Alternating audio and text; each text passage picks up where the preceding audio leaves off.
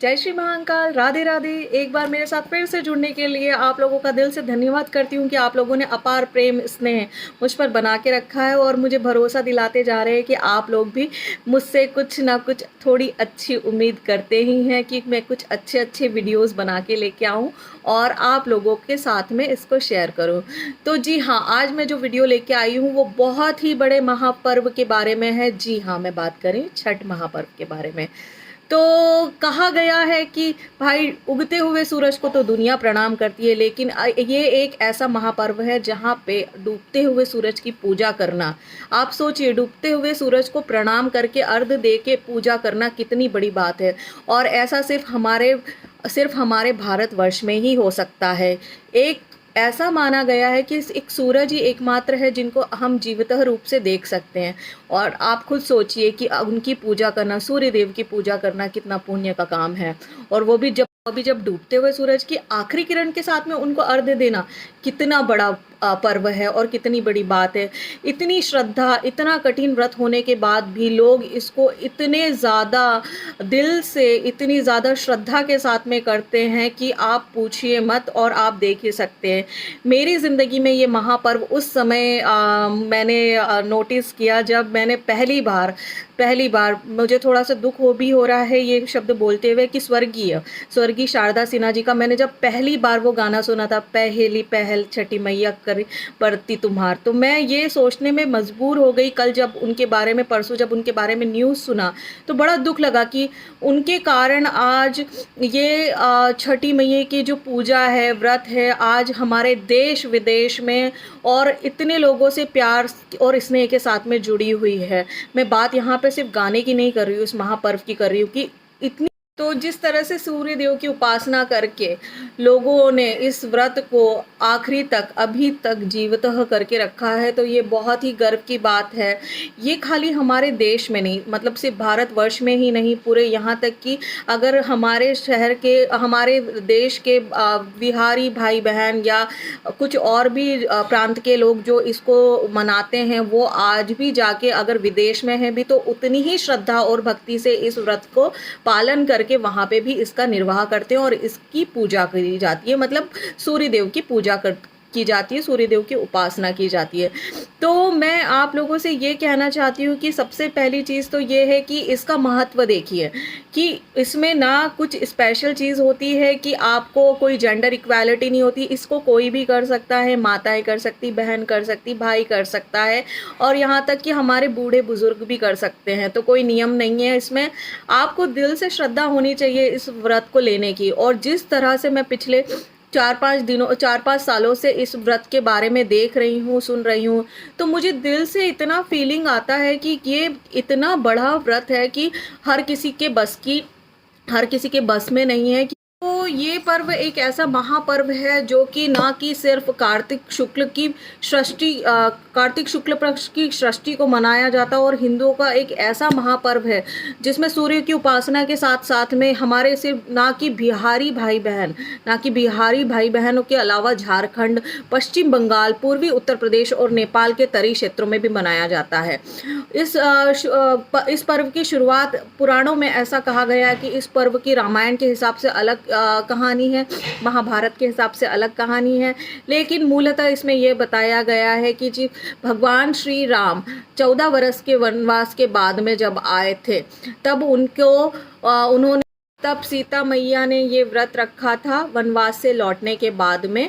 और उसके बाद में जब उन्होंने सूर्य को अर्घ्य देकर रात्रि में, शाम के टाइम पे जब भोजन किया से तभी से इस व्रत का आरंभ हुआ है।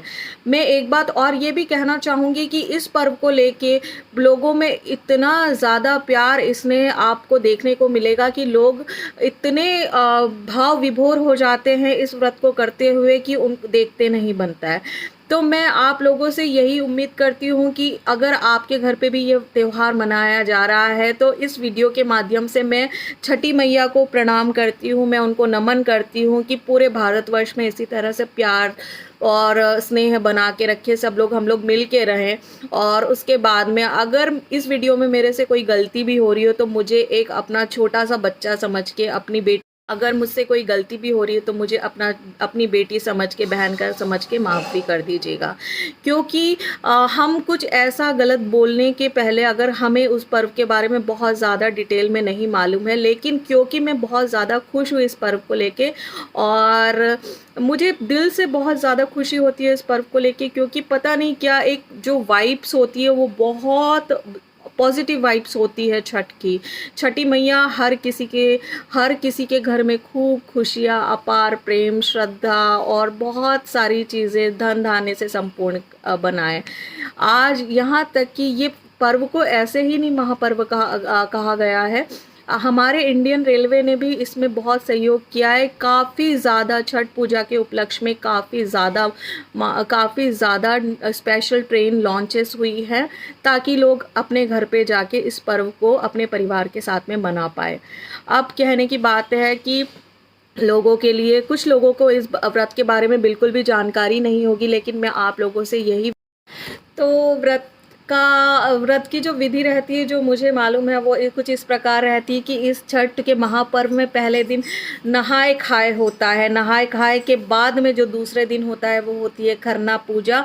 इस दिन का भी बहुत ही विशेष महत्व है। घर की जो स्त्रियां होती हैं, घर की जो महिलाएं होती हैं, वो मिट्टी का नया चूल्हा बनाती हैं। उसके बाद में उसी चूल्हे पे गुड़ और चावल का खीर का प्रसाद बनाया जाता है। उसके बाद इसकी खरना पूजा होने के बाद में छठी मैया को भोग प्रसाद दिया जाता है। भोग प्रसाद अर्पित करने के बाद में जो व्रती महिला रहती है वो उसको ग्रहण करती है, और इस प्रसाद को ग्रहण करने के बाद में, इसके बाद में इनको घर के अलग अलग सदस्यों को दिया जाता है। तो ये बहुत ही महान पर्व है और लोग इसका इतने दिल से निर्वाह करते हैं, पालन करते हैं, और उसके बाद में इस पे इतनी ज़्यादा लोगों की श्रद्धा है, भक्ति है कि लोग जान नहीं सकते हैं। अगले दिन से इन लोगों का निर्जला व्रत शुरू होता है, और अगले दिन व्रत किया जाता है डूबते हुए सूरज के साथ में। प्रसाद वितरण के बाद में महिलाओं का, पुरुषों का, जो भी व्रती होते हैं उन लोगों का निर्जला व्रत चालू हो जाता है। अगले दिन सूर्य को विधि पूर्वक अर्घ्य दिया जाता है, और डूबते हुए सूरज को अर्घ्य दिया जाता है, और उसके अगले दिन, अंतिम दिन, सूर्य को अर्घ्य अर्पित करके छठी मैया की पूजा करके, सूर्य देव की पूजा करके, अर्चना करके ये व्रत का पारण किया जाता है। इस दौरान मान्यता ये भी है, व्रत खत्म करने के बाद आप गरीबों में दान दक्षिणा करेंगे तो आपको इस पूजा का विशेष महत्व मिलता है, आप इस पूजा का विशेष लाभ भी मिलता है। तो कोई भी, अगर आप पूजा, मैं तो ये बोलूँगी कि आप लाभ के हिसाब से ना करिए, ये तो हमारी श्रद्धा भक्ति है। और जिस तरह का महापर्व है ये, तो मैंने इसमें लोगों को देखा है कि कितने दिल से, श्रद्धा से लोग पूजा करते हैं। और उसके बाद में इस पूजा के दौरान सूर्य देव का जप करना बहुत ही फलकारी होता है। 7 घोड़ों पे सवार सूर्य देव जब आते हैं तो आपको बहुत कुछ दे के जाते हैं। भले से डूबते हुए सूरज के साथ में ही वो आपकी हर मनोकामना पूर्ण करते हैं। और इसी तरह से परिवार में भोग प्रसाद वितरण करने के बाद में जो भी महिलाएं, पुरुष और जो भी हमारे बुजुर्ग लोग हैं, या जो भी लोग हैं जो इस व्रत को करते हैं, उन लोगों का निर्जला व्रत शुरू हो जाता है।